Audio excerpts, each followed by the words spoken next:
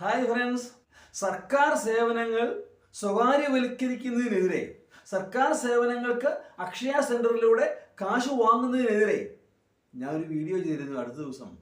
കാരണം ഈ സേവനങ്ങൾ സൗജന്യമായി ലഭിക്കുക എന്നുള്ളത് ഏതൊരു നികുതിദായകന്റെയും അവകാശമാണ്. അതിലുപരി ഈ അക്ഷയ സെന്ററിന്റെ പ്രസക്തി തന്നെ ചോദ്യം ചെയ്യപ്പെട്ടുകൊണ്ടിരിക്കുകയാണ്.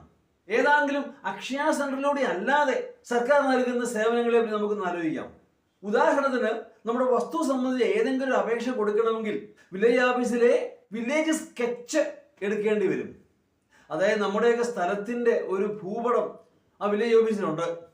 അപ്പോൾ അപേക്ഷയോടൊപ്പം ആ ഭൂപടത്തിന്റെ ഒരു കോപ്പി കൂടി വെക്കേണ്ടി വരും, വില്ലേജ് സ്കെച്ച്. അപ്പോൾ ആ കോപ്പി ആ വില്ലേജ് ഓഫീസിന് ലഭിക്കണമെങ്കിൽ എന്ത് ചാർജ് ആകുമായിരിക്കും എന്നറിയാമോ? നമുക്കറിയാം, ഒരു ഫോട്ടോ കോപ്പി അത് A4 ആണെങ്കിൽ 2 രൂപ 3 രൂപ വാങ്ങും, A3 ആണെങ്കിൽ 5 രൂപ വരെ വാങ്ങാറുണ്ട്. അതും ബ്ലാക്ക് ആൻഡ് വൈറ്റ്. 5 രൂപയ്ക്ക് പകരം 10 15 രൂപ വാങ്ങേണ്ടത്, അല്ലെങ്കിൽ 50 രൂപ വാങ്ങേണ്ടത്, ഈ വില്ലേജ് ഓഫീസിന് ലഭിക്കുന്ന ഈ വില്ലേജ് സ്കെച്ചിന് 500 രൂപ കൊടുക്കേണ്ടി വരും. 500 രൂപ ഒരു ഫോട്ടോ കോപ്പിയുടെ ചാർജാണ്.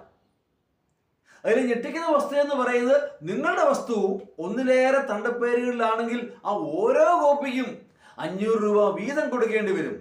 ഉദാഹരണത്തിന്, എൻ്റെ സ്ഥലം എന്ന് പറയുന്നത് 3 തണ്ടപ്പേരിലാണ്.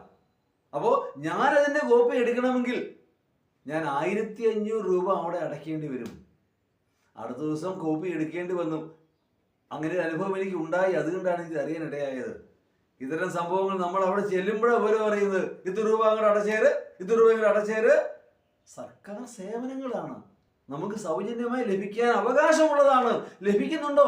ഇല്ല എന്നുള്ളതാണ് യാഥാർത്ഥ്യം. സർക്കാർ നമ്മളെ കുത്തിപ്പിഴിയുകയാണ്. ഏറ്റവും വലിയ ബ്ലേഡ് കമ്പനിയായി മാറിയിരിക്കുന്നു നമ്മുടെ സർക്കാർ. ഇതൊക്കെ ആരോട് പറയാൻ? കേഴുക കേരളമേ.